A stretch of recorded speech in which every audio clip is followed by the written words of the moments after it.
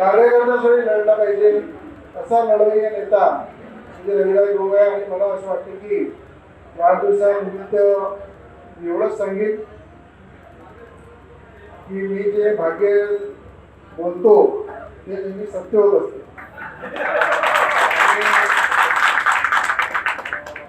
दिवसामध्ये बदल निश्चित आहे आणि ते रविराडा करणार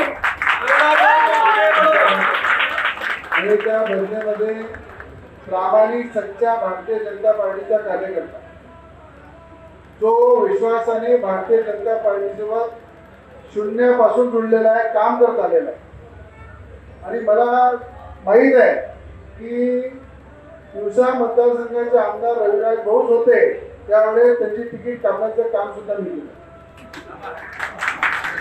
आणि मी याच्यासाठी घाबरत नाही, खरा बोलणारा माणूस.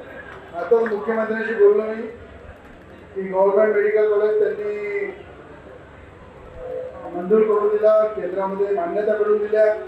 त्याबद्दल मुख्यमंत्री महोदयांचे मी आणि नवनीतरावांनी आत्ताच 20-25 मिनिटं आधी स्वतः बोलून त्यांचे आभार व्यक्त केले की अमरावती जिल्ह्याला गव्हर्नमेंट मेडिकल कॉलेजला मान्यता रविराज भाऊ देशमुख यांच्या वाढदिवसानिमित्त दिली. त्याबद्दल मुख्यमंत्र्यांचे मनापासून धन्यवाद.